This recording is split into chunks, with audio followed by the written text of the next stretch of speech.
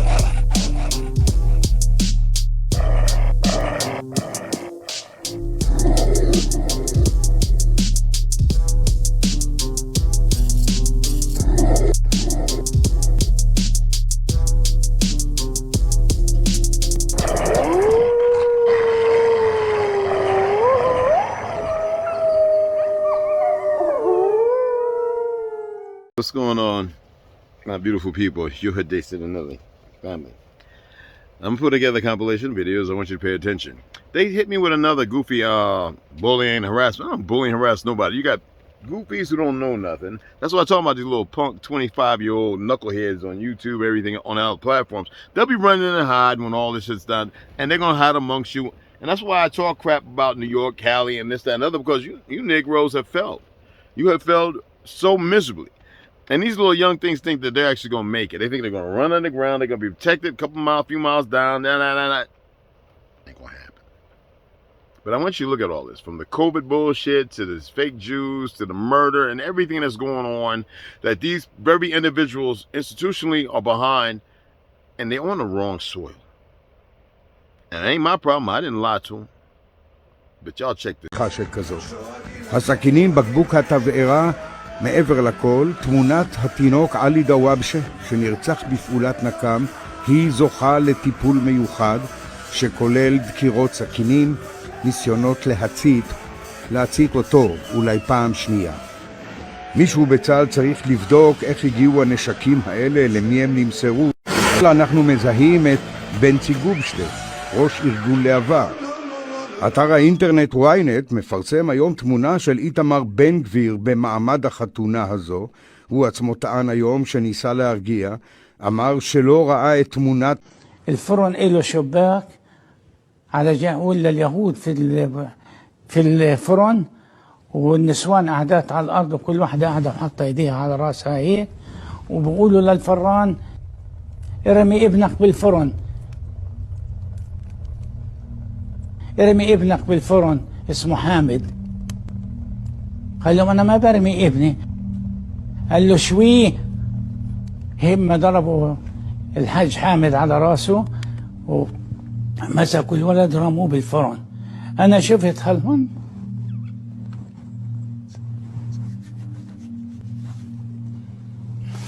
شفت هالمنظر ما تمش فيها حيل من مرة يعني. بعدين مسكوا الاب حطوه وراه قالوا له الحق ابنك. انا اجيت عديت قلت هلا بيمسكوني قمت اركض. Is ideological subversion. What do they mean by it? Ideological subversion is the slow process which we call either ideological subversion or active measures, активные мероприятия in the language of the KGB, or psychological warfare. What it basically means is to change the perception of reality of every American to such an extent that despite of the abundance of information, no one is able to come to sensible conclusions in the interests of defending themselves, their families, their community, and their country. It's a great brainwashing process which goes very slow, and it's divided in four basic stages. The first one being demoralization. It takes from 15 to 20 years to demoralize a nation. Why that many years? Because this is the minimum number of years which requires to educate one generation of students in the country of your enemy, exposed to the ideology of the enemy. In other words, Marxism-Leninism ideology is being pumped into the soft heads of at least 3 generations of American students without being challenged or counterbalanced by the basic values of Americanism, American patriotism. The demoralization process in the United States is basically completed already.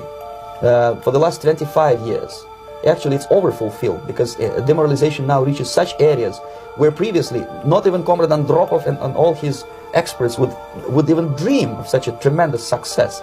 Most of it is done by Americans to Americans, thanks to lack of moral standards. As I mentioned before, exposure to true information does not matter anymore. A person who was demoralized is unable to assess true information. The facts tell nothing to him. Even if I shower him with information, with authentic proof, with documents, with pictures, even if I take... I think that we need to win this war. I'm very disappointed in Trump. I voted for him and I had my entire family vote for him. I feel like he's not supporting us right now. When we need to make sure that we win this war. זה יריקה בפרצוף של כל מי שהקריב את החיים שלו למעננו. הם נלחמו סתם, וזה כואב.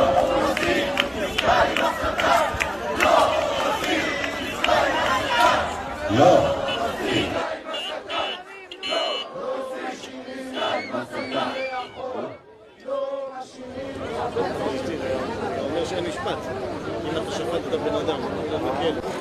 Paul, what do y'all think?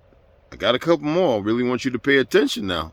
Don't get all wound up. And then I got this sister wearing the dashiki and her confusion, but I want you to listen to her rap. T shared it with me. I went to her page. I was able to, I was like, yo, I got to play this for you. But check it out. Her name is there and everything. You can go and follow, all right? Some serious shit. Black people are not the original inhabitants of South Africa, which, in fact, they're realizing that now. When they claimed that they owned all the land, the original inhabitants, of whom there are not many left, said, excuse me, we were the original inhabitants, you guys were migrants here as well, which they were. Okay, the original inhabitants of Southern Africa are called the Khoisan. In the West, the Bushmen are Khoisan. Hottentots are Khoisan. But you can't use those words anymore, you now have to call them Khoisan, okay? All right, now, and they were the inhabitants of the whole of Southern Africa. So the whole of South Africa, at one stage, were Khoisan. The black people originated in what is now Cameroon. That's where they... Hold on, Khoisan aren't black? No. What are they? They're a completely separate ethnicity all on their own. In fact, if you look at them, they're kind of yellowy. They're a light brown yellow color, right. But they look more Asian than African. They do not consider themselves African. Interesting. When the white guys arrive in Cape Town, so 1652 is when Dutch guys arrived there. At that stage, you could have divided South Africa almost exactly 50-50, what's now South Africa.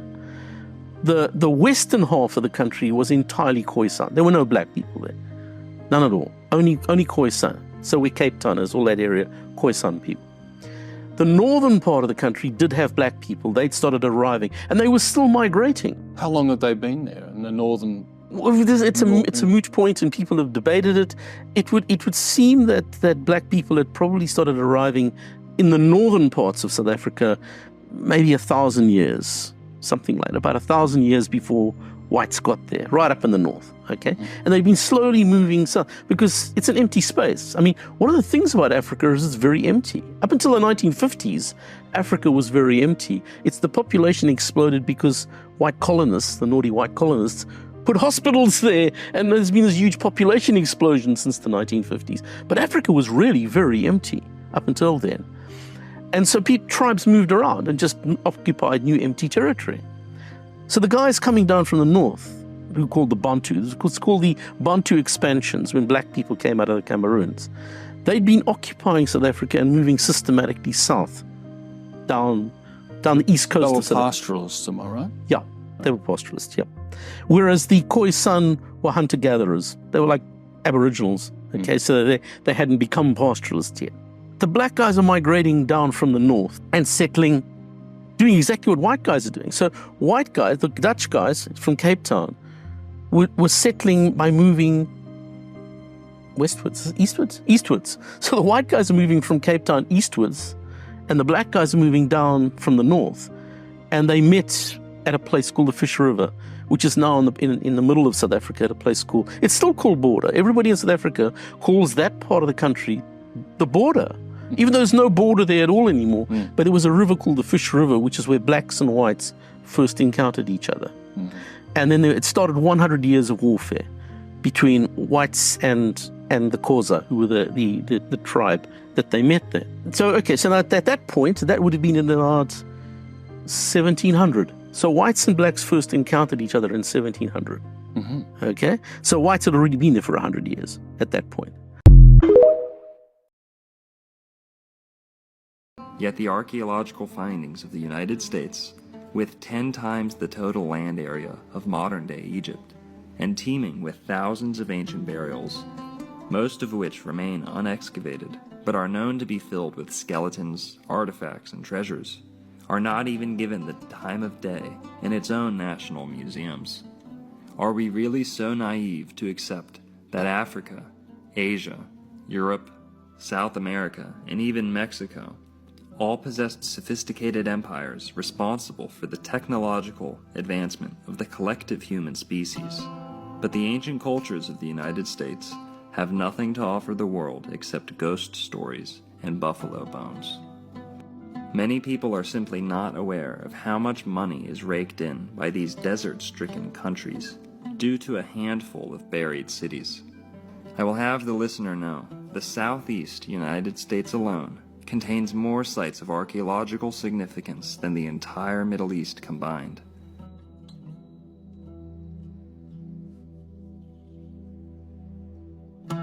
The distinction is this: the Middle East, assumed to be the birthplace of the Abrahamic religions, offers its archaeological booty openly to international researchers, scholars, and academics, with little to no ethical consideration, whereas the thousands of pyramids, mummies, mounds, temples, extensive earthworks, tunnel networks, etc., found within the United States are all, without exception, protected under pseudo-spiritual consideration for tribes who often bear zero genetic affiliation with the titanic races who actually left them.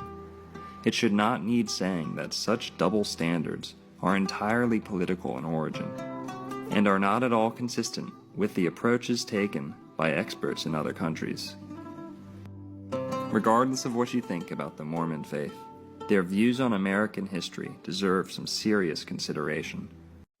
This is a newspaper clipping from 1896 from Mississippi. Negroes were amongst early settlers of the state of Mississippi.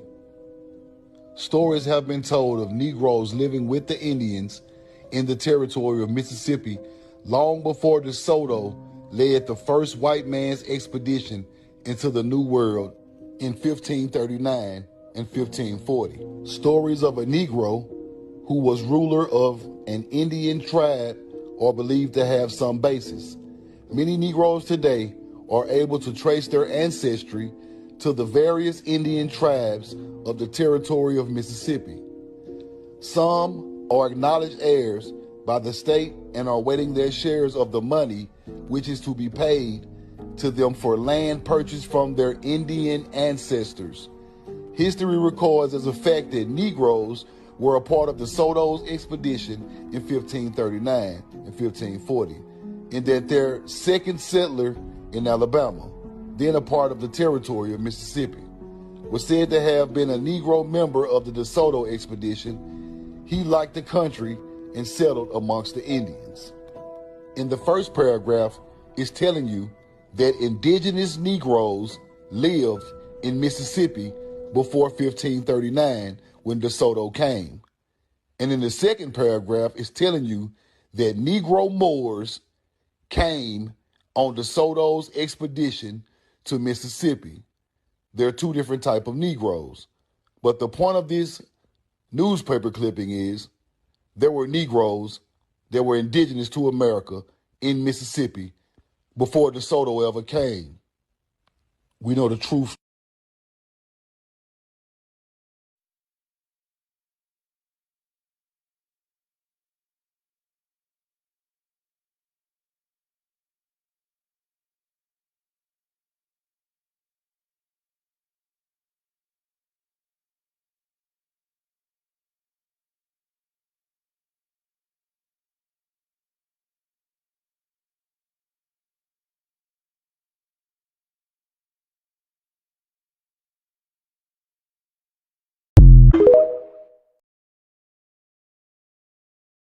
Recently, La Presidenta de Mexico, Claudia Sheinbaum Pardo, signed 2 edicts into law, which are breathtaking to say the least.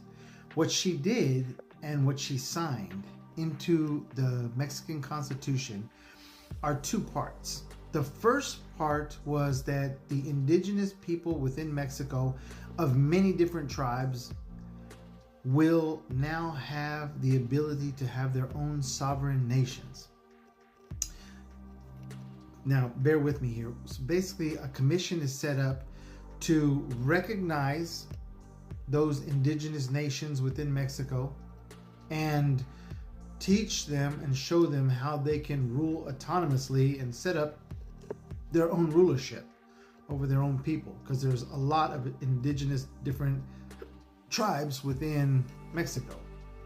The second part of that edict that was signed into the Mexican Constitution recognizes, and hear me out here, Afro-Indigenous.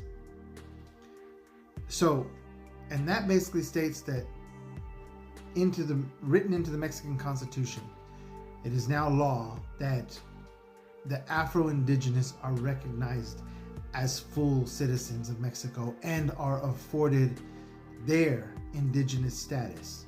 And then she went on to state that Mexico recognizes that Afro-Indigenous people were on this continent hundreds of years before the Spaniards stepped 1 foot on the soil. It completely changes the narrative of what we've been taught. It completely changes the idea that Columbus was here and there's just Mexicans. It flips it right on its head. Everything is out the door. This is a very intelligent woman. And what she has stated are what people on different social media platforms have been saying for years. Black man was already here. The black man was already here. We didn't come in slave ships. That's not feasible. It would have taken too many ships. They would lose too many people. But if you're taken from Mexico and South America and taken off the coast and sat off the coast for a couple months and then brought up and dropped off in Boston, that makes it a hell of a lot more feasible, doesn't it? Afro-Indigenous were here hundreds of years before the Spaniards showed up. I'll put this into perspective. The English Bible, the most widely sold book in history, the Bible, New Testament, Old Testament, you can go back in that Bible to the beginning of time of man. Adam, Eve, his wife, conceived from the rib of Adam, and the Creator took that rib. Their children, Cain and Abel, and how that conflict and one brother slew the other.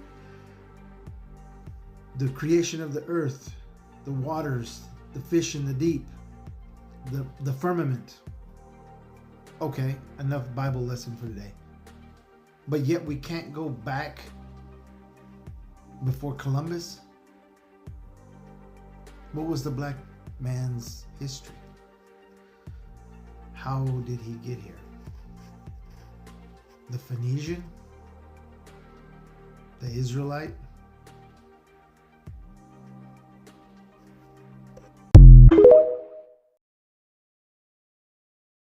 When they see me walking down the street, none of the fellas want to speak. On their faces they wear silly smirk, 'cause they know I'm the king of the ooh, yeah. Woo!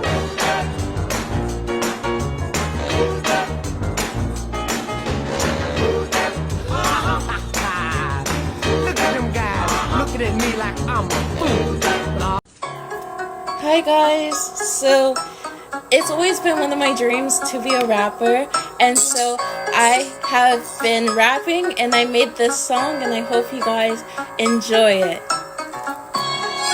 Sometimes you gotta pop out and show niggas Rise above the doubt and shake off the triggers. The weight on your back, yeah, you gotta lift it. Look in the mirror and remind yourself you're gifted. Every step you take, you're breaking the chains. Every move you make, you're changing the lanes. You try to box you in, now you're changing the game. The frame off the losses, you get off the frame. You've been sleeping on yourself for way too long. It's been time to wake up, prove that you're strong. You carry the fire, you've been all along. It's time to show that you belong. When they doubt, you see. You were born for greatness. The destiny's fucking key. The power's in your heart, motherfucker. You were born to lead. Stand tall, be bold, be free. Motherfucker. Motherfucker. I hope you guys liked it. Thank you. Please leave your comments. 3 of them I was going to sequence and like sit up in it, and I'm not doing all that. I want you to be able to pay attention to it all in its entirety. And then I'm going to put one more. Now, that has something to do with Facebook, but it's all the same people. It's scripted over. We know about Elon Musk. Some of y'all haven't heard about YouTube. I'm not going to go into that yet. There's a lot of things, but it's nothing too grandiose or whatever. But please share your comments. Yeah.